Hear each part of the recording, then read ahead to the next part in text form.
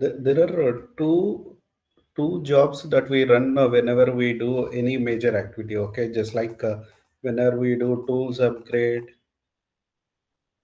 or any application upgrade or any PUM upgrade or any major changes, something like a tax update or whatever the modifications that we are doing with respect to our people tools data or application data, there are some jobs, okay, so that we need to run. Okay, so those two jobs are nothing but audits. Okay, let me tell you, those audits can be run from PIA as well as your command line also. Okay, Is it so, DD audits and SIS yeah, audit? yeah, DDD audit and the SIS audit. Okay, Okay. so DDD audit is nothing but database designer definition audit.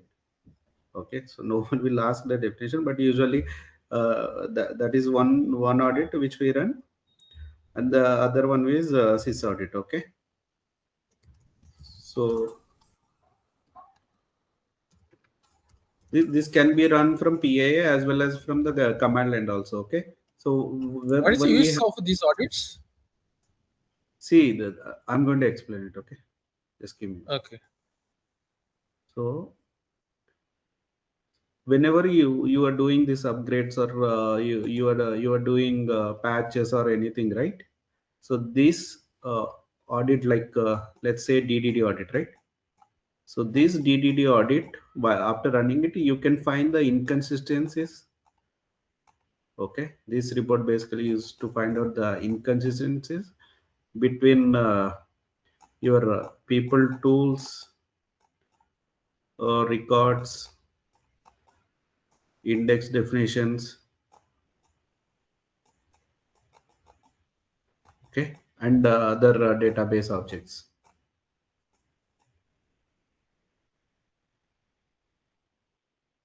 So this basically, this particular audits will consist of some queries. Okay, that checks the tables, other indexes, views, and there will be other like something like triggers and all. Okay, so whenever you run DDD audit, the results like if you are running it from a command prompt and all, so it will the results are will be written into a file like a LIS file, and the output will be shared into a temp folder. Okay, so after the running this DDD audit, you can view that particular LIS file and all. Okay,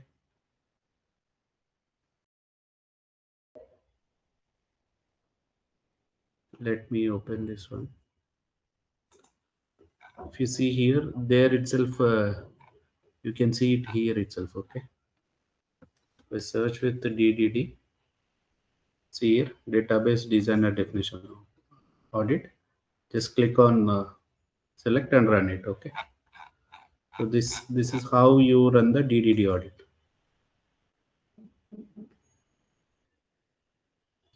So normal process scheduler Yeah, service yeah. request. It's normal process monitor only. Okay, but while doing the tools upgrade or pump, what do you call, application upgrade and all, there will be two passes or three passes, right? It's not a straightforward. And also whenever there will be cases like your PIA is not available. Okay, so in order to run whenever in those cases, you can run it from command prompt. Okay, so I'll tell you, you can get it from the Oracle support. That's also straightforward. Okay, Okay. so yeah, this basically like maybe I can say like it's compare the inconsistent between your people rules objects with your database objects. Okay, so I can say like this usually consists of 9 queries, 4 on tables, 2 on views, and 3 on indexes. Okay, something like whenever you run the audit, right, you can see in the output what this usually takes time. Okay, I'll let me run sys audit also. Sys audit used to run within the system. Okay, to list out the inconsistencies within the system. So whenever we see these kind of things and all, we usually share with the a developing team or a functional team to see like whether this audit can be ignored or this requires a fix and all. Okay, so I ran this audit also. Usually in the DDD audit, what it will have is like you have a created an app designer table. Okay, and that app designer doesn't have any record in the database. Okay, that's one kind of inconsistency, you can say. So usually those cases, whether if those are obsolete objects, that can be ignored, or in case like if it is required and all, what we can do is whatever the record was application designer record is there, right, which is not blank. So that we need to build using our application designer. Okay, so that record definition will also present in the database. Okay, that's how your inconsistency I mean the audit, after running the audit, you can view those kind of inconsistencies and you can fix them. Okay, so sys audit basically it used to identify internal inconsistencies, you can say, like within the system. Okay, so there's like there are some objects which were created and they left orphaned, and also those kind of objects are listed in your what do you call system audit. Okay, uh, so one definition you can say is like imagine you have created one people code object or something, and that's not being used anywhere, and also those kind of things will be listed here. So usually while if those needs to be fixed, and all, you need an advice from your technical team, then only you can proceed with it, like whether to create or keep it or drop it. And all, since we are using pump, right, everything will be clean. Okay, usually there will be something like, if I can say, here itself you can see views are defined in database data designer and not found in the database. Okay, so for this the resolution will be like, if you want to delete the view definition, you can delete it. Okay, otherwise you can create it. The same thing I was saying, like with the record and all. Okay, so with the record what they can do is like indexes that are defined indexes or tables that are defined in the application designer are not found in the database. So for that index can be created. Okay, so these TDD audits are basically defined for definition kind of things. So whenever it's required, you can forward this to your technical team, and based on their outputs, you can either create it or you can delete it, or they will create a project for all these audit dependencies and all. They will give it to us. Okay, so with that we can migrate the project and build the project. Okay, so this is one thing. The other one is sys audit, right?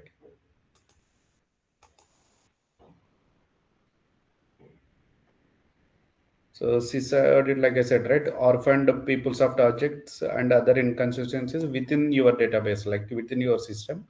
So one example is like people code exists, but you have created one people code, but it's not related to any other objects. Okay, so usually this whole navigation looks like, but you can run it from the PIA. So these are the one samples of audit. Okay, so usually there are more audits until you can see audit is generated for uh, 5-10 pages also. Okay, here it's like our pum and all. So basically pum will be clean and all. Okay, so it's running. Okay, so in the real time and all, DDD audit is takes time. Okay, usually some audits will run for 5-6 hours also. Okay, so you can check the audit, what is the audit exception and recommended solution. Maybe you can check with the concerned team, and you can tell them like this is the thing and all. Okay. There's one more thing called UPG count. Okay. So that also we can run. See, I'm running this DDD and sys audit, right? Usually, so whenever an activity begins, that time before the activity, we will run this one. Okay, before this activity. So usually all these tools upgrade or PUM, everything nowadays is being carried out from using a change assistant, right? So that change extent, if you go to the change extent and whenever you load that particular tools upgrade or whatever the job, right? So that job has these steps like DDD audit, sys audit steps incorporated in the first step itself. Okay. So just for our sake, we will run all these things. Okay.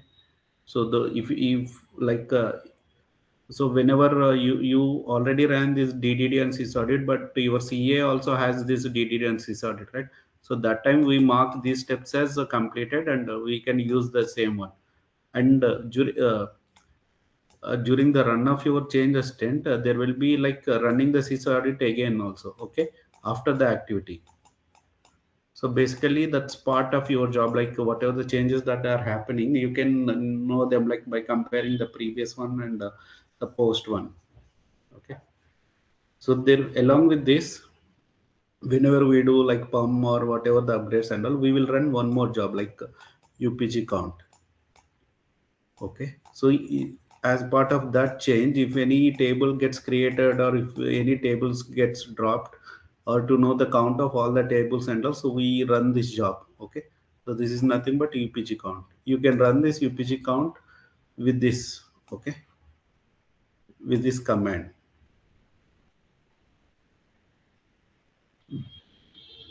So UPG count is a delivered app engine which is used to generate a report, people tools tables. Okay. So as part of upgrade, it will be run. Even this step also included in CA. Okay, but we run it as an extra caution and all. So this is mandatory. The all these like running UPG count or the audits and all. It's pretty much mandatory and all. So if you want to run, you can run this DDD audit, all these things from your command line itself. Okay. So one good thing is like if all these can be run as part of command line and all, you can automate these steps. Okay, you write a script and you call these things, and just call it with a batch script or sh uh, shell script. Okay, so with that you can run this directly. So let's try to run this one, UPG count. Okay, so it will be under your PS home. So PS home bin client win86. There's a tool called PS App Engine. This one. It's not like this. I think there is something called SQRW.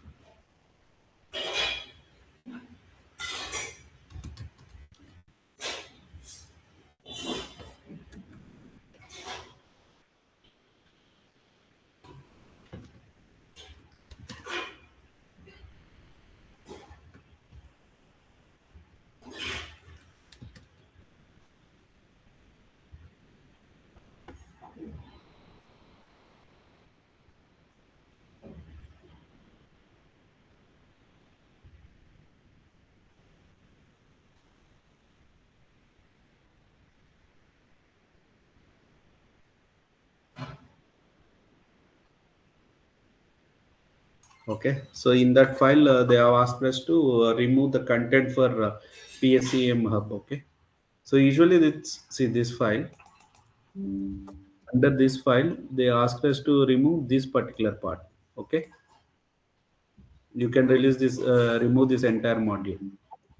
LDAP and all, we need to have that directory. See, this is straightforward thing only. Okay, it won't take much time and all. So to Okay. configure the LDAP, you need to have CN, CO, all these names and all. Okay. So here we don't Yeah. have. So if I want to have any value, see we need to have these values, these directory values, Mm. all these things. Then test connectivity. If you have any document like LDAP server, this particular port, the password, credential, and so it's like pretty much straightforward. Okay. So Okay. you in your real-time environment, just go and check. Okay, there it won't be any harm and all. You just click on existing one and all. Click check this one. Next tab, next tab, next tab. and you can check here success, and success. Okay, because all the things, these values and all, we don't provide it in practically, right? Hmm. Okay, so but the thing is like how much time it took? Just 1 minute, right? So that's how usually. But some coding also required, right, for that LDAP? Not only the configuration. Some we have to We, write some code. as a thing, you need to have only the code, these values only. Hmm. Hmm. Okay. This Armon and Chrome tab, the job scheduling, right? Is regularly. So I'm hearing this one. They're asking about a PS admin task. Any idea See that how to that's put this related to schedule? your Linux administrator. Okay. See the Okay. crawling works and all. I think from the day one you are asking this one only. I'll show Hmm. you like once I log into this one. I've already explained this part. I'll try to run this one. If it doesn't work, then I'll leave it. Okay. Yeah.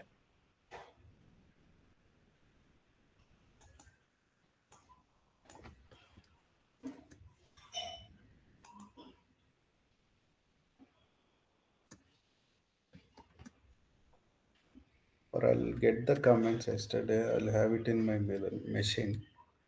Okay. Maybe I'll run all these two things tomorrow.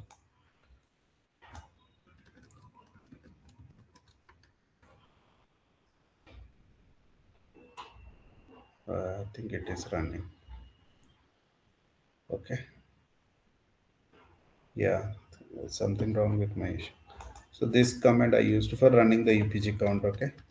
So this one while doing the upgrades and all, we will run this one. Okay. So coming to this pending topics.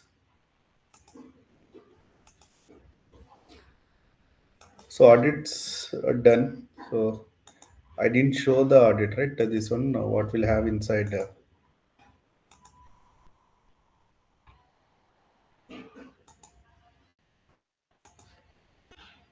So one important topic is pending. Okay, that's called migrations. I'll explain that tomorrow only. Okay.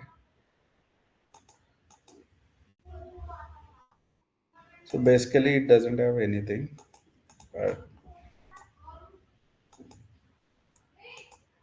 Need to open this audit, right? Okay. Yes, his audit is clean. But usually, if you see any vulnerable, not vulnerability, inconsistency and all, yeah, that will be listed out here. Okay.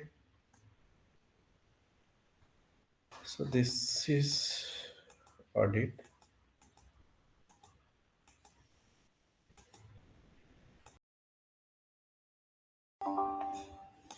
That's fine.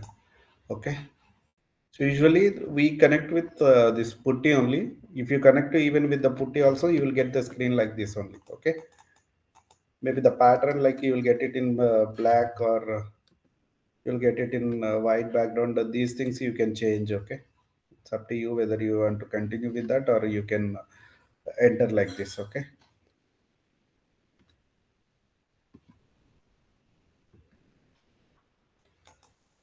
Let's say, let me open. I have one list.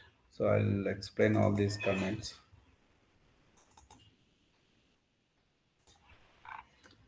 Okay. If I have this connected, I can create this one.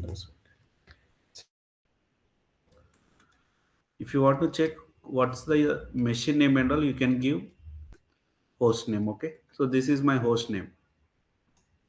And if you want to see the host name IP address, you can use this command or you can use this command if config. Okay. Here you can see these IP addresses and all. Okay. Yeah. Now we can work on it. So this is how usually we connect. Okay. So connectivity and all you guys already know, right? Just make this session as interactive. Okay.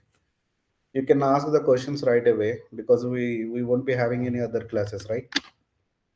So you know this tool, right? Putty generator with which we connect and all. Yeah. Okay. So to clear the screen, we use clear. Okay. To check the Okay. host name, this is the command. To check the IP associated IP address, you can check this one. Or if you see all clear details of your entire entire machine, you can give if config. Okay, this is pretty much similar to your IP config in Windows. Okay, so this is your INET address. This is your broadcasting. This masking like under which mask it is there. So all these things will be there. Okay, and to see the version of your Linux machine, you can go with this command cat etc star release. Okay, so my particular Linux OS is RHEL 5.4. Okay, this is the thing. If I want to see with which user I have connected, I can check it from here, or I simply press ID. I can see my user ID and my group ID. Okay, Yeah. so one thing. And if I want to see which directory currently I'm in, PWD. Okay, this will give you the current working directory. This is nothing but present working directory. Okay, Yeah. and here, if I want to see the mounts, you are asking, right? Mounts and all, and these are nothing but, I can say these are some file systems. Okay, so you're Yeah. just mount space is free, full, all these things and all, right? So this you Yeah. need to check whether how much mount space is free, how much mount space is available, all these things. Okay, so you can see all of your mount spaces pretty much available. Okay, Yeah. and coming to CPU utilization, all these things in Windows, what you can do is you can check, like you just asked one question, CPU utilization is high and all. Okay, so in my Windows, Yeah. I can see here with this command, with the task manager, I can see 74% is utilized. Okay, because I Yeah. have all these things are running. Let me bring down, all these are not required, right? Because in my machine I have a database running, 19c database running, one app domain is running, one process scheduler is running. Okay, so that's why the, if you see, the memory utilization is high.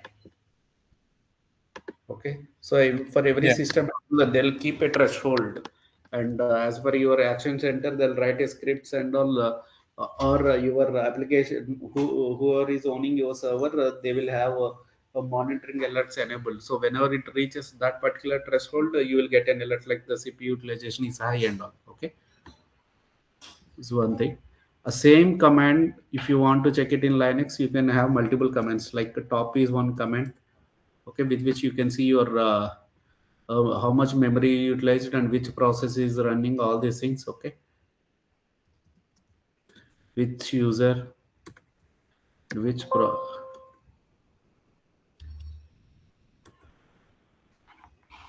you can see the percentage is 0% because nothing is running. Okay, or you can see your process ID and all. With the process ID you can see uh, what command it is running, why it is consuming the space, and you can identify from here itself. Okay, if you see much space is occupied, much space is taken by any particular process and all, you, you can check that process and you can clear the memory of that particular process. Okay,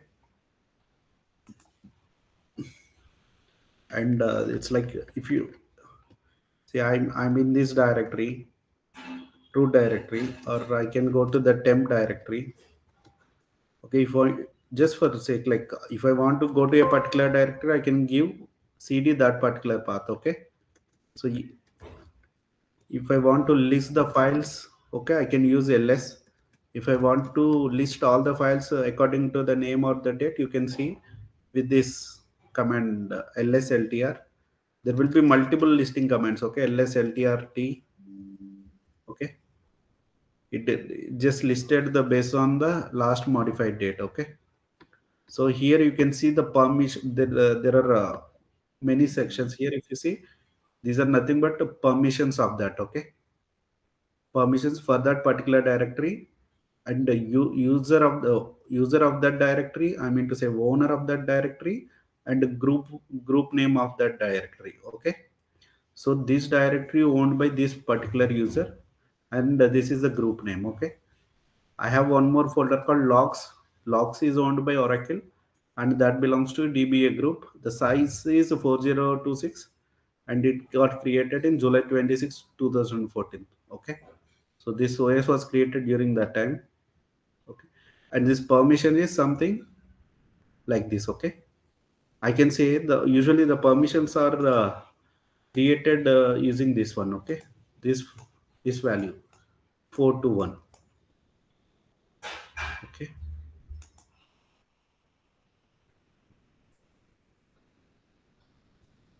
see here, if you see the value,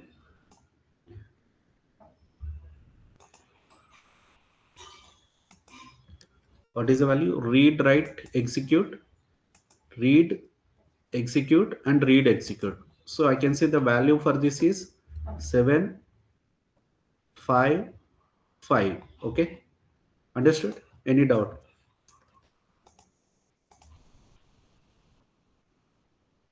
So this, Read, write, execute. Read for write see, to and execute one, right? Okay. see here, this one, this this have all three values 4 to 1, which is 7. Yeah. Okay, here 401, 401. Okay, so we use this value whenever you want to change any directory, or whenever you want to create any directory. I mean, you want to modify the permissions of a directory. So let's say I want to create a directory. I use the command called mkdir. Okay, so mkdir is to create make a directory. If I want to create a directory called test, so I can use this command mkdir test. Okay, once I can list it, see, this is the user. Sorry, this is the directory. User of this one is this one. Okay, to list the directory, I can use lsltr test. It will list the contents. So the current contents are 0. Okay, so this one is by default having 755 permissions. If I want to give change the permissions, I can give chmod or 777 test. Okay, so which is nothing but full permissions. Okay, so here if you see full permissions for this directory.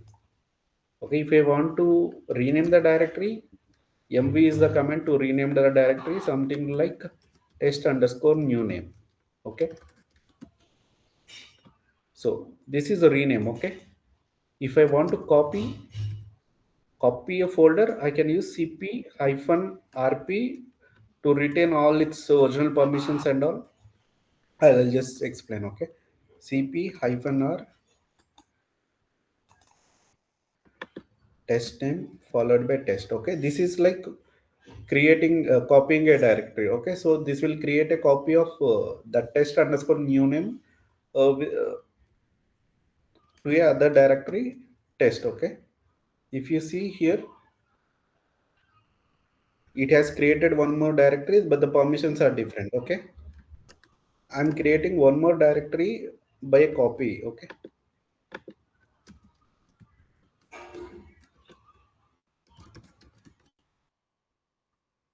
see, if you see here, I have created I did copy of the same directory to a different name.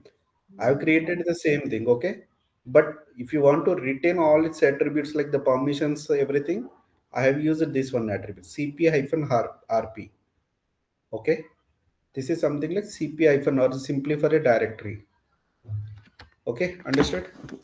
So one command with a different parameters has completely different meaning. Okay, so that's like the beauty of Linux, and it's also like how sensible it will be.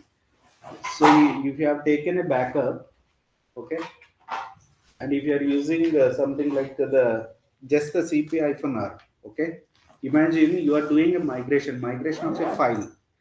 Okay, you are copying a file. Like I have a file, something like some app engine dot sqr. Okay, sample or something. Okay, so I have this file. This is with this one modified date is for all these things and time and all. So someone like one developer like you has said like I have modified this sqr code developing and all. So I have placed that file and okay, you migrate that file to your server and all. He just asked you to uh, update a copy of this particular file with the latest copy. So that's usually called as a migration, file migration. Okay, either it could be SQ or SQC or COBOL or any other file. So usually called as a code migration. Okay, through file. So that time what you need to do is you need to have a backup of these files. Okay, so to have a backup of this file, which option you can use? So always try to use cp-rp, okay?